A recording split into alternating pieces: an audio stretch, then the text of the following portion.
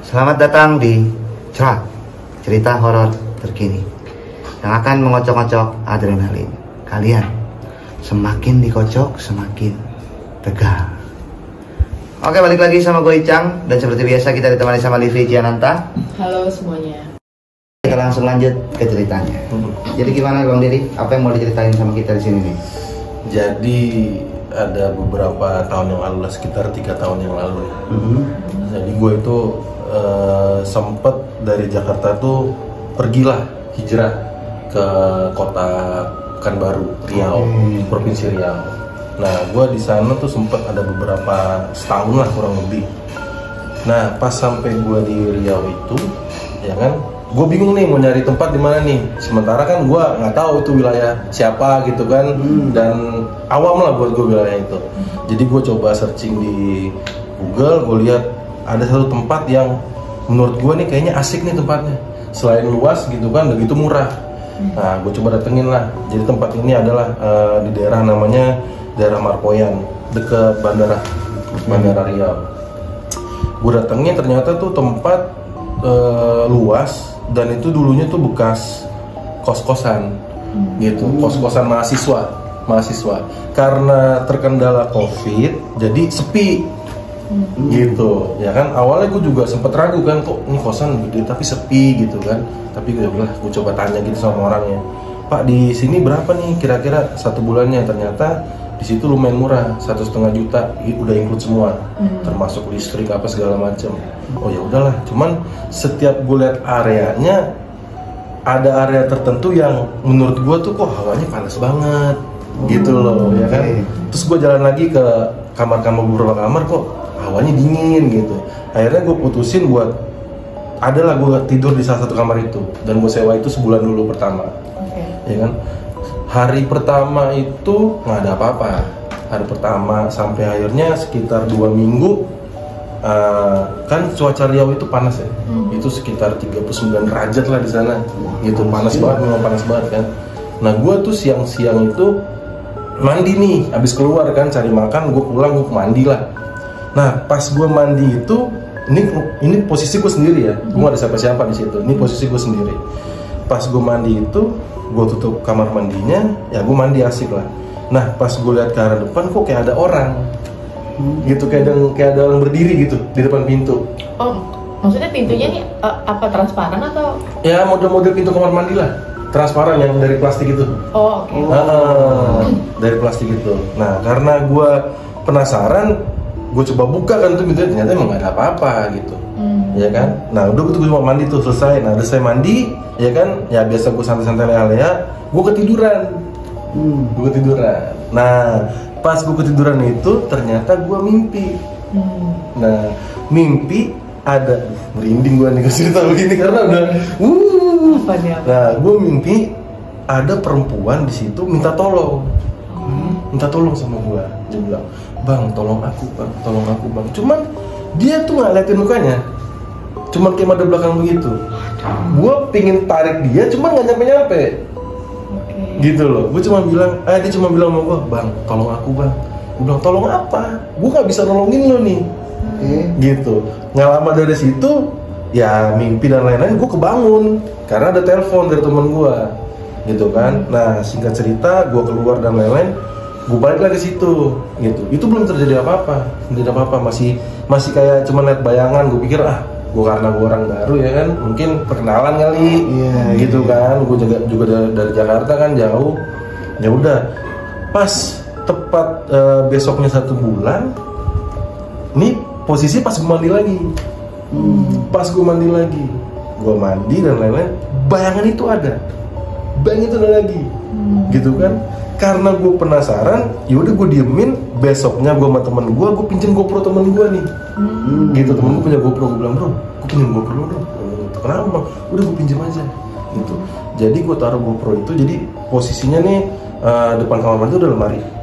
Gue taruh di lemari itu, gitu kan. Nah terus besoknya pas 1 bulan, gue mandi lagi, ada tuh bayangan. Buru-buru dong, gue gas mandi kan, gue liat di GoPro-nya, ternyata emang ada perempuan di situ. Ada perempuan, demi Allah merinding gue. asli ada perempuan di situ, cuman memang madepnya ke tembok terus. Oh, oke. Gitu. Madep ke tembok terus, ya udah kan, gue bilang, aduh nih apaan ya, tandanya apaan gitu kan. Terus gue coba konsultasi dong sama pemilik kosnya. Jadi pemilik kosnya itu sementara cuma bilang, gue nggak tahu apa-apa bang gitu. Setahu gue di sini aman-aman aja, nggak ada gitu-gituan gitu. Nah, gue pengen perpanjang kosan waktu itu, rada ragu gitu kan. Gue bilang, Pak, saya mau perpanjang nih, cuman saya ragu juga nih kalau kayak gini nih, kan masalahnya saya sendirian nih, gitu kan. Akhirnya dia bilang, ya udah mas, gini aja deh, mas ikut saya deh, gitu. Ikut kemana? Udah mas ikut saya aja. Ikut tuh gue naik motor sama dia ke belakang kosan itu. Nah ternyata di belakang kosan itu kayak ada kuburan gitu bang, kuburan tua gitu kan. Kuburan tua. Pas gue sampai situ, abangnya cuma bilang, kamu di sini cukup ucapin salam, sisanya saya aja. Gitu. Udah tuh datang, saya cuma bilang assalamualaikum, dan sisanya dia. Dan dia, gue nggak tahu dia ngelakuin apa, ritual apa dan lain-lain. Udah gitu selesai dan balik ke kosan. Ternyata dia cerita, ternyata pada saat dulu di tahun 2020 ketika masih rame-ramenya sebelum COVID, jadi ada salah satu mahasiswa gagal di situ, mahasiswi, dan dia gantung diri di situ. Gitu, gantung diri di situ, tepat banget, persis di depan kamar mandi gue. Dan itu kamarnya dia. Gue jadi ngebayangin ya, berarti bisa jadi bayangan yang lo lihat seolah-olah kayak maksudnya merepresentasikan ketika dia lagi. Itu dia, makanya dia selalu pada tembok. Mampus. Dan tapi kuburan yang ada di belakang itu kuburan dia. Nah ternyata itu kuburan dia juga, karena keluarganya nggak mau nerima. Ah, serius? Nggak mau, karena anak ini matinya bunuh diri. Gitu. Makanya dari saat itu gua nggak mau perpanjang lagi di situ dan gua cabut dari situ. Tapi setelah itu lo maksudnya ada gangguan lagi gak dari dianya? Gangguan terakhir doang. Dia cuma bilang terima kasih di dalam mimpi, udah selesai. Dia bilang makasih bang, udah itu aja. Gitu. Dan sampai sekarang udah nggak ada gangguan lagi. Semenjak di Pekanbaru pun terakhir gangguan hanya seputar di kosan itu aja. Terima kasih maksudnya. Nah itu dia. Itu dia, aku juga bingung. Dia cuma ngomong gitu doang soalnya sama gue. Gitu. Tapi ketika pas dia bilang tolong bang, itu lo memang nggak, maksudnya mencari tahu cuma sekedar ke bapak kos tadi doang itu? Iya. Gitu. Gue cuma ngasih tahu bilang, Pak, nih kok saya dimimpin ini. Ya itu. Gitu. Perempuan itulah yang gantung diri di depan pintu kamar mandi kamu. Gitu. Kenapa nggak bilang dari awal Pak? Tahu gitu saya nggak akan di sini ya Mas. Sementara kan nih COVID sepi, nggak ada pemasukan. Jadi mau nggak mau saya kayak gini, gitu. Tapi bang lo kan nginep di situ, tinggal di situ udah sebulan lebih. Sebulan. Maksudnya sebulan lebih 2 hari. Nah itu kan lo pasti beberapa kali mimpi kan? Iya. Nah apakah setiap lo mimpi selalu ada sosok dia? Terus mungkin nggak dia ada ngomong lain selain dia tadi bilang minta tolong, atau mungkin ada pesan apa nggak gitu? Enggak, dia cuma ngasih pesan ke gua, cuman tolong aku selama 3 kali, udah gitu, udah terima kasih, selesai. Seolah-olah memang gua harus datengin makamnya dulu untuk Pulau Nuwun mungkin, gitu, untuk doain dia dan lain-lain. Tapi petunjuk dari yang punya kosannya cuma bilang kamu cukup bilang assalamualaikum aja, sisanya saya yang ngatur. Wow. Cukup gantung juga sih memang ceritanya, gitu. Tapi itu menurut gue serem. Iyalah. Itu menurut gue serem karena gue tinggal sendiri di situ. Iya jelas. Maksud Tapi ini nggak sih? Apa maksud gue diliatin sosoknya dia nggak? Nggak ada, full rambut, sama sekali nggak ngeliat. Dan dia pakai baju mahasiswanya. Ah serius? Gue nggak bisa nyebutin kampus mana. Yang jelas dekat dari situ. Oh. Maksud gue kan biasanya orang ada yang diliatin kayak yang dia saat gantung diri gitu maksudnya ya. Diliatin dia pas lagi kayak begitu. Jadi yang lo lihat bentuknya itu apakah ada seremnya kah atau cuma dia udah sosok biasa saat dia? Yang gue lihat di GoPro cuma dia madep itu aja, madep tembok, udah. Madep tembok pakai baju mahasiswanya. Sayang sih rekamannya nggak gue bawa tuh, gitu. Ada tuh, masih ada tuh sebenarnya rekaman itu. Dia madep tembok. Tapi bang, gue juga penasaran gini, kan bapak kosannya tuh sebenarnya tahu dengan kasus tersebut kan? Nah, apakah ada cerita apa lagi yang maksudnya disampaikan bapak kosan terkait tentang si mbak yang gantung diri itu? Entah backgroundnya selain dia tadi apa namanya? Mahasiswi gagal. Gitu. Apa emang ada cerita lain lagi? Dia cuma bilang kalau mahasiswi itu memang dia dipaksa kuliah di situ, gitu kan, di jurusan yang dia nggak mau, dan dipaksa orang tuanya. Itu aja sih ceritanya, gitu. Jadi memang kata dia 3 hari sebelum perempuan itu bunuh diri, dia sempat ngomong sama bapak kosnya. Kalau dia bilang, Pak, kayaknya saya udah nggak lama lagi di sini. Dia cuma ngomong gitu aja. Loh, kok kenapa? Iya, saya udah mau pulang. Bilang gitu, tanya pulang kemana sih? Mau pulang kampung, gitu. Cuma ngomong gitu aja. Nah, 3 hari berselang ternyata dia udah gantung diri tanpa ninggalin apa-apa. Sepucuk surat pun nggak ada. Gitu. Dan itu berarti lu tapi sempat ini nggak sih ke tetangga atau warga sekitar gitu, pernah ada cerita-cerita gentayangan soal si wanita tersebut, atau pernah ada cerita-cerita tentang ya keangkeran di kosan itu nggak sih dari orang lain? Nah, jadi tempat gue itu memang jauh dari mana-mana. Cuman depannya lapangan bola udah. Tetangga kiri kanan juga jauh. Itu memang tempat sendiri, gede banget. Itu kayaknya luasnya sekitar 500-an sampai 1000 meteran. Luas. Jadi isinya ada pintu banyak, ada sekitar 60 pintu. Ada 3 lantai kosan. Dan gua nomor 1, tepat banget di belakang yang punya kosan, yang jaga kosan. Jadi kamar gua ini belakangnya tuh yang jaga kosan. Gitu. Dan dia tuh sebenarnya udah tahu tapi nggak mau ngasih tahu ke gua karena memang kondisi saat itu ekonomi lagi jatuh. Syukur-syukur ada yang mau ngekos di situ, makanya ya udah nggak dikasih tahu sama dia. Berarti saat itu juga tetangganya nggak terlalu banyak? Nggak ada, memang nggak ada sama sekali. Memang nggak ada. Memang nggak ada sama sekali tetangga. Jauh dari mana-mana. Maksudnya tetangga di kamar kosan lain pun? Nggak ada, kosong. Itu gue sendiri pure di situ. Oh my god. Di tempat segede itu? Sendiri. Dan lo dibiarkan di kamar itu lagi? Iya. Padahal ada kamar. Sementara opsi lain banyak. Makanya. Wah, gila juga sih ya. Tapi teman lo semenjak di sana ada teman-teman lo yang main ke situ nggak? Maksudnya main ke kosan atau? Kalau main memang nggak ada gitu karena memang gue agak tertutup gitu orangnya gitu kan. Maksudnya malas rame juga gitu. Gue juga karena di situ orang baru, takutnya temen gue bawa orang lagi, takut gimana gitu kan. Mendingan ya udah gitu. Jadi selama ini gue cuma ketemu di luar aja. Tapi memang kosan itu ya itu dia, gue baru masuk aja ada hawa panas, ada hawa dingin, cuman gue berpikir positif aja dan gue mikirnya ya itu murah menurut gue gitu.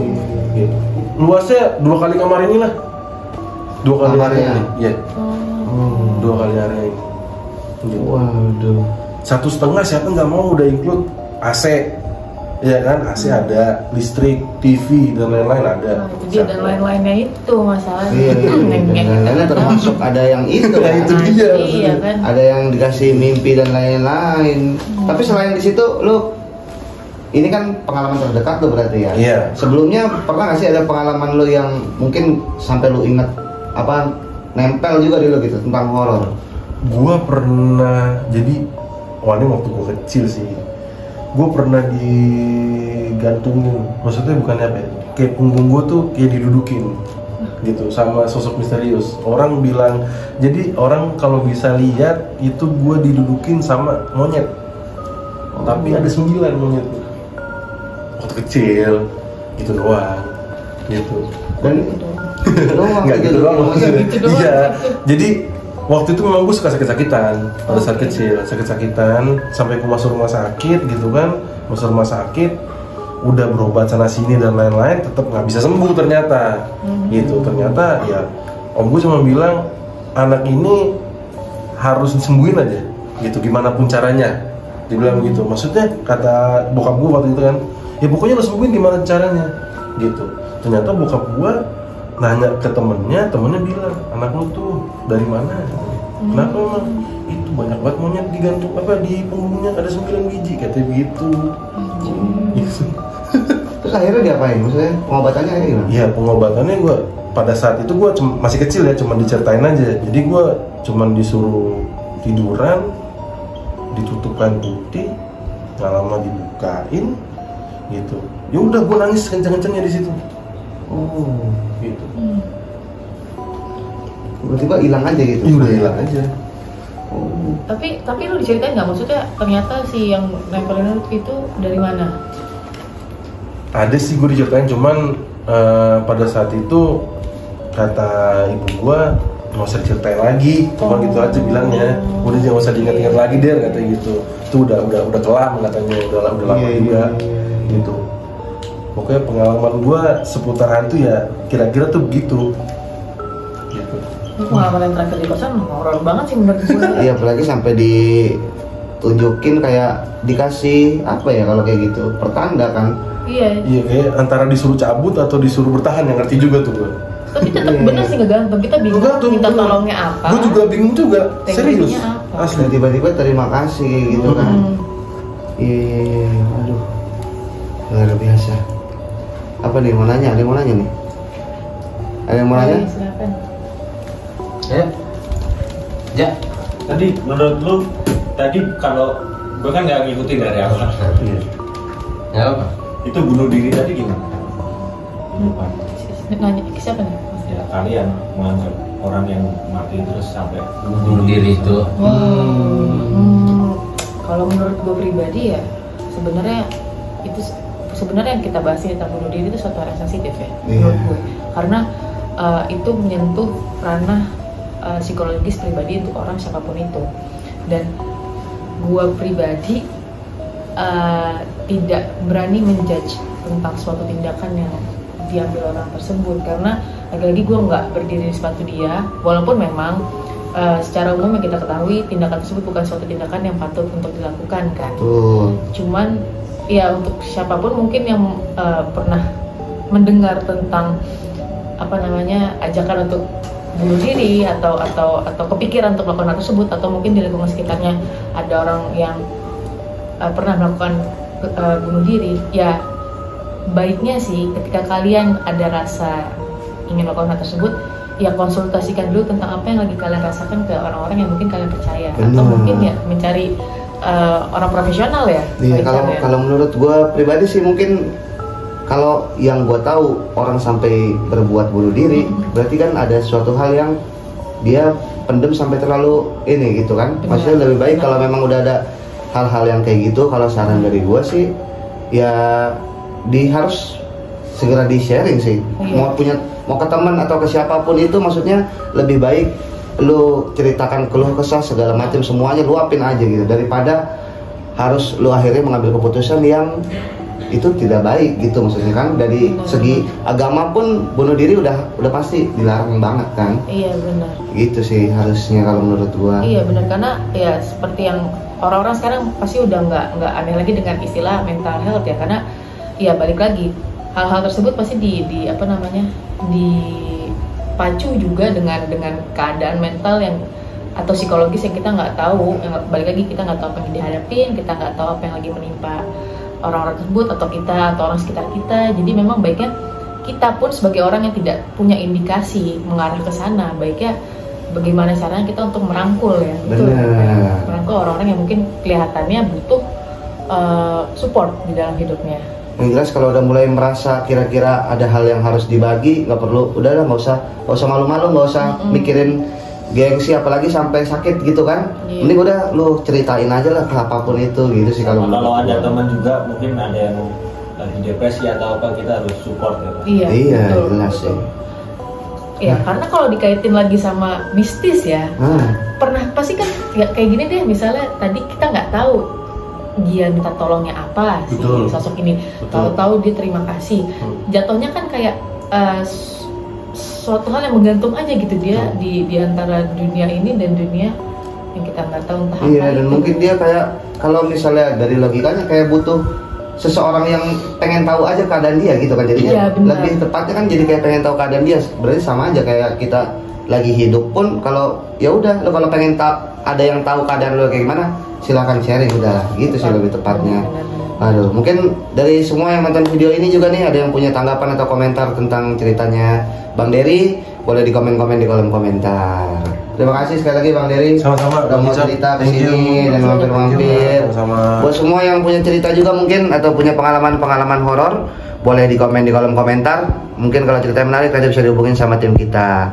Terima kasih sekali lagi yang sudah nonton video ini. Jangan lupa di like, komen, dan share. Yang belum subscribe boleh di subscribe. Sampai jumpa lagi di Trot.